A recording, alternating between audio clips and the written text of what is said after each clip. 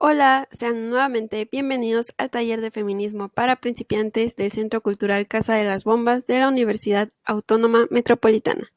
En este video me gustaría seguir retomando elementos de la segunda ola, pero principalmente centrarme en algunos personajes emblemáticos de la ola, un poco sobre su vida y su lucha dentro del movimiento feminista.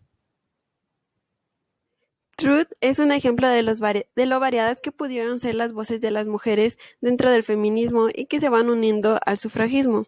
Sojourner nació esclava en 1797 en Ulster County, Nueva York, y le pusieron el nombre de Isabella Van Wagenen. En 1826 huye a Canadá con Sofía, su hija menor, y tiene que esperar hasta el 4 de julio de 1827, fecha en la que es declarada la abolición de la esclavitud, para regresar y recuperar a sus hijos. Uno de ellos, Peter, había sido comprado ilegalmente por un terrateniente en el estado de Alabama, y su pelea por recuperar a su hijo la convertía en la primera mujer negra de Estados Unidos en ganar un pleito a un hombre blanco. A sus 46 años, Sojourner iniciaría una nueva etapa en su vida. Aquí es cuando le hace honor a su nuevo nombre, Verdad Viajera, pues dedicó su vida a predicar por los derechos civiles, contando la verdad y luchando contra las injusticias. Así es como comienza sus viajes por el este y el oeste de Estados Unidos, para ejercer como oradora con un potente discurso que exige la abolición de la esclavitud, el derecho al voto de las mujeres, la reforma del sistema penitenciario, los derechos de los nuevos hombres libres y el fin de la pena de muerte. Sojourner no sabía leer ni escribir, pues estaba prohibido y castigado con la muerte para los esclavos, pero fue la única mujer negra que consiguió asistir a la primera Convención Nacional de Derechos de la Mujer, en Worcester, en 1850, y al año siguiente pronunció un discurso bastante emblemático que al día de hoy se recuerda con el título ¿Acaso no soy yo una mujer?, con el que deja ver los problemas que tenían las mujeres negras que vivían una doble exclusión, el de la raza y el del género. Sojourner decía en su discurso: ese hombre de allí dice que las mujeres necesitan ayuda al subirse a los carruajes, al cruzar zanjas y que deben tener el mejor sitio en todas partes. Pero a mí nadie me ayuda con los carruajes, ni a pasar sobre los charcos, ni me dejan un mejor sitio. ¿Y acaso no soy yo una mujer? Miradme, mirad mi brazo. He arado y plantado y cosechado, y ningún hombre podía superarme. ¿Y acaso no soy yo una mujer? He tenido 13 hijos, y los vi vender a casi todos como esclavos, y cuando lloraba como una madre, nadie sino Jesús me escuchaba. ¿Y acaso no soy yo una mujer? Sin duda, su poderoso discurso abrió el paso para el desarrollo del feminismo de las mujeres negras y demostraba que las supuestas debilidades naturales de las mujeres o sus incapacidades para que según trabajos o responsabilidades, solo eran disquisiciones absurdas e interesadas. Es poco común que en este tipo de espacios o talleres como el que les imparto se le dé promoción a ideas masculinas, pero considero que para su época John Stuart Mill fue un hombre fuera de serie. John Stuart Mill escribió de la mano de su esposa Harriet Taylor las bases de una tarea política en la que creció y se movió el sufragismo. El feminismo también respeta a John Stuart Mill, especialmente por su libro La sujeción de la mujer, publicado en 1869, y también por su trabajo político como diputado en la Cámara de los Comunes. Mill no logró conseguir ninguna de sus iniciativas y tuvo que soportar la sorna de sus compañeros diputados e incluso del periódico Times, que escribió que Mill intentaba hacer una gran reforma mediante el cambio de una simple palabra, persona en lugar de hombre, en la reforma electoral que se discutía en ese momento. A pesar de ello, de haber llevado esa petición del voto al Parlamento, fue muy importante para las sufragistas y para que la cuestión llegara a la opinión pública. Incluso Elizabeth Cady Stanton, líder de las sufragistas en Norteamérica, escribió una carta de agradecimiento al leer la sujeción en la mujer. Ahí mismo le escribió: se trata, en efecto, de la primera respuesta de un hombre capaz de ver y sentir todos los sutiles matices y grados de los agravios hechos a la mujer y el núcleo de su debilidad y degradación. Además del respeto intelectual y político, el feminismo también le guarda especial aprecio a Mill por su vida privada, pues Mill era considerado un romántico que se enamoró completamente de Harriet Taylor, y juntos formaron una pareja sorprendente para su época.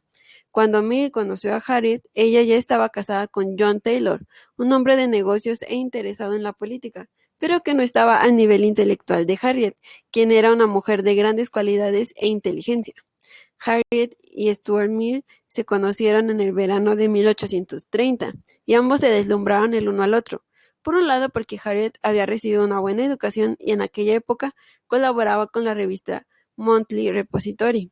Por su lado, Mill había sido un niño que desde muy pequeño había recibido una educación extremadamente precoz. De hecho, fue tratado como si nunca hubiese sido niño.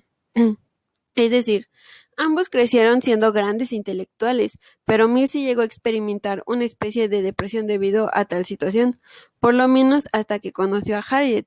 Después de 2 años de la muerte del esposo de Harriet y de una larga y unida relación de amistad, deciden casarse, pero siendo conscientes de las restricciones que implica el matrimonio. John Stuart decide expresar en una carta su renuncia a los derechos que adquiere sobre Harriet.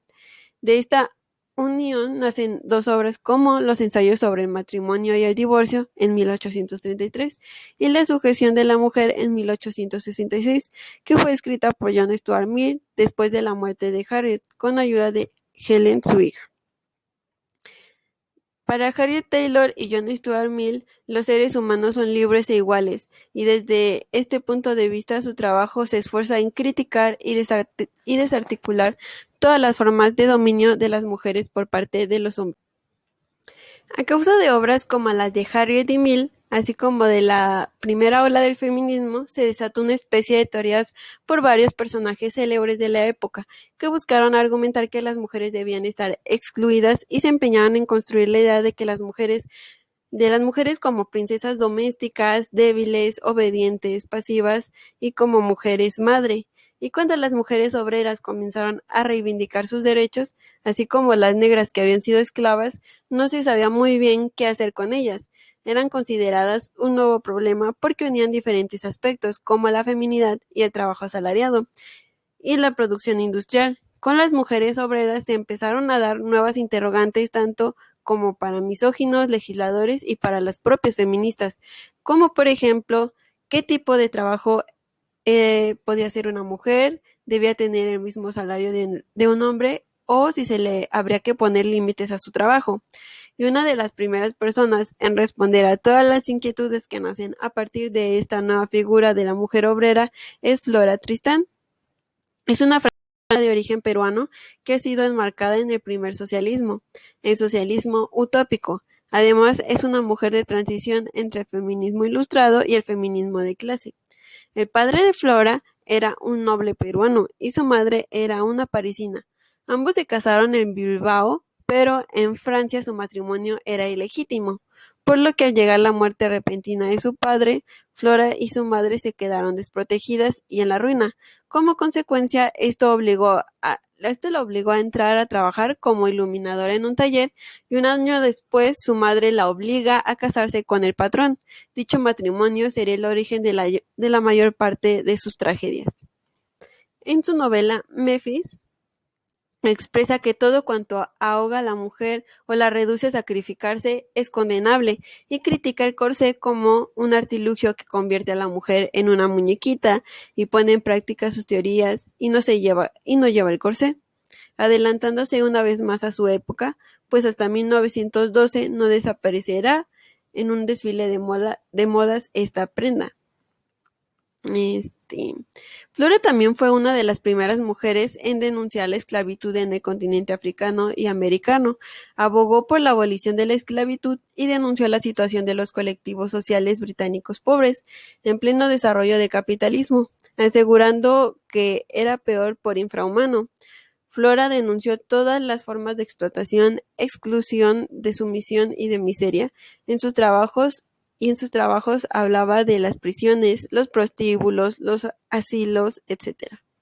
Su actividad política y su compromiso con los movimientos obreros y feministas propiciaron su obra, La Unión Obrera, escrita en 1843. En La Unión Obrera, Flora propone ideas para mejorar la situación de miseria e ignorancia de los trabajadores, la Unión Universal de los Obreros y las Obreras, o la construcción de edificios que ella llamaba Palacios de Unión Obrera, Así aparece un embrión del estado de bienestar, y en ellos proponía educar a los niños de ambos sexos desde los 6 a los 18 y se acogería a los obreros lisiados o heridos y a los ancianos. Flora Tristán también habla en su libro en masculino y en femenino, obreros y obreras, porque le parece importante subrayar la horrible situación en la que vivían las mujeres trabajadoras. Además asegura que si no se educaba a las mujeres es porque económicamente es muy rentable para la sociedad. Bueno, y ya entrados un poco a la cuestión de las mujeres obreras, me gustaría también hablar del feminismo y el marxismo. Y iniciaré con una frase. Todo socialista reconoce la dependencia del trabajador respecto al capitalista, pero ese mismo socialista frecuentemente no reconoce la dependencia de las mujeres con respecto a los hombres, porque esta cuestión atañe a su propio yo. Con el socialismo se inaugura una nueva corriente de pensamiento en el feminismo. La atracción inicial entre feminismo y marxismo fue mutua, puesto que ambas son teorías críticas y se contemplan la realidad con disgusto, y todo lo que tocan lo politizan. Es decir, el marxismo habla de clase social o plusvalía, lo que hace es politizar la realidad y poner las bases del sindicalismo internacional. Ahora, cuando el feminismo habla de acoso sexual o de feminización de la pobreza, está haciendo política. Y bueno, esta relación que se establece entre el feminismo y el marxismo, en cuanto este nace, es debido a que es la primera teoría crítica que contempla las relaciones humanas en clave de dominación y subordinación, lo mismo que el feminismo, con la diferencia de que el marxismo no tiene la capacidad explicativa para analizar otro sistema de dominación, el patriarcado, que es la dominación del hombre sobre la mujer. De ahí que sean próximos, pero al mismo tiempo distantes. Para Marx, la emancipación de las mujeres no tenía tiempo ni espacio en su obra, y cuando la trata, tan solo es un apéndice de la emancipación del proletariado. Por otro lado, Engels sí se adentra más, y como fruto de ello nace su obra El origen de la familia, la propiedad privada y el Estado. En ella Engels señaló que el origen de la sujeción de las mujeres no estaría en causas biológicas, en la capacidad reproductora o en la constitución física, sino en cuestiones sociales, en concreto en la aparición de la propiedad privada o en la constitución física, sino en la constitución de las mujeres en la esfera de producción social. Según este análisis, la emancipación de las mujeres iría ligada a su dependencia económica. August Bebel, un destacado dirigente socialdemócrata, logró participar más activamente sobre la igualdad de derechos y el sufragio femenino, pero no logró distanciarse completamente de la idea de que estaba socialmente aceptada sobre lo que eran y debían ser las mujeres, y defendía la idea de que las mujeres estaban adaptadas por naturaleza a la maternidad y a la crianza, y también defendía la idea de que las mujeres eran impulsivas y emocionales, y físicamente no eran aptas para el trabajo manual que destruía su feminidad. Clara Zetkin fue quien realmente puso las bases para el movimiento socialista femenino. Dirigió la revista Igualdad y organizó una conferencia internacional de mujeres en 1907 que se ha mantenido activa hasta el día de hoy. En la primera conferencia se reunieron 58 delegadas de países europeos, e incluso de otras regiones como la India y Japón. Zetkin fue una feminista militante que aportó más en cuanto a práctica que en cuanto a teoría. Zetkin también tuvo problemas dentro de su propio partido, ya que para ella la aportación fundamental que hace el marxismo a las mujeres es defender que éstas deben entrar en el sistema de producción, y claramente este detalle, y como lo recordamos con August Bebel, no era compartido en las filas del movimiento obrero. Finalmente, la relación entre el feminismo y el marxismo obviamente sufriría fracturas, debido a que los marxistas clásicos no podían aceptar que la cuestión de la mujer era más compleja, y las feministas socialistas no pudieron empujar a sus camaradas a llevar sus promesas a la práctica, y en ciertos momentos las mujeres socialistas no se atrevieron a insistir demasiado en sus objetivos feministas por temor a perjudicar la causa socialista. La mujer se volvió la causa aplazada una vez más. Bueno, hasta aquí se podría decir que la segunda ola del feminismo vería su final durante el periodo entre guerras, pues con el desmoronamiento del Imperio Austrohúngaro tras la Primera Guerra Mundial se hicieron venir reformas progresistas, como el voto femenino, y cuando concluyó la Segunda Guerra Mundial, la mayoría de las naciones desarrolladas donde se había efectuado procesos de descolonización, el voto de las mujeres era una realidad además del derecho a la educación, y esto ocasionó que muchas mujeres abandonaran la militancia.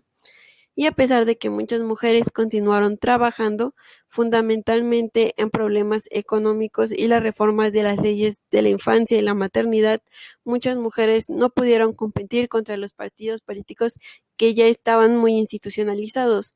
El hecho es que el feminismo tuvo una clara decadencia durante algunas décadas e incluso pues se le dio por muerto. Es Simone de Beauvoir quien pone las bases para una nueva etapa, pero eso ya será para un nuevo video.